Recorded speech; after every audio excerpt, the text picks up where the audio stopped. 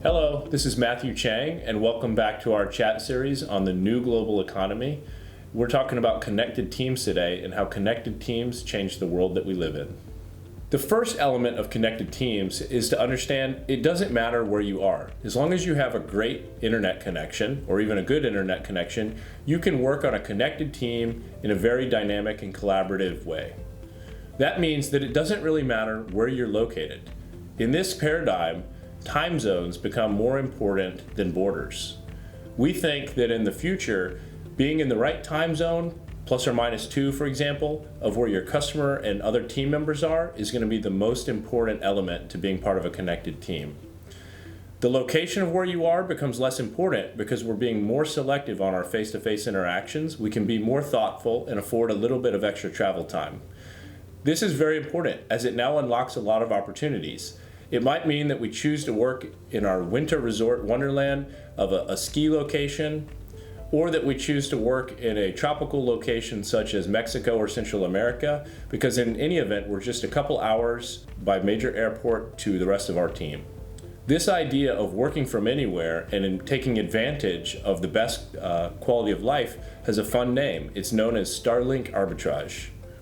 And that is a really interesting concept when determining where your primary or secondary base of operations should be when you're working on your connected team. Next, we have to consider virtual content, web sharing, and virtual conferences. These have all taken a major step function improvement, especially through the global pandemic. And what we've seen is the adoption rate of virtual meetings and virtual conferences has gone through the roof. Also, the quality of the products and people's ability to navigate the technology has risen.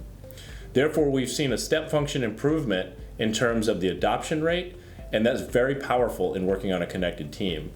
The technology is great and people understand how to use it. We'll close out this video with some best practices for working on a connected team. Number one, choose your communication medium wisely. We all have email, text, and messaging apps available to us. Make sure that your content goes on the appropriate channel. Number two, try to make best use of short 5-minute meetings. Face-to-face meetings over a virtual platform are great. Let's keep them short.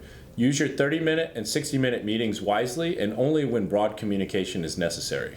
Finally, focus on great content and understand the culture of the team that you're on.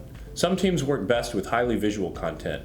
Other teams communicate well with thoughtfully written white papers. Focus on great content and make sure that everyone enjoys the quality of your work in the way they like to communicate.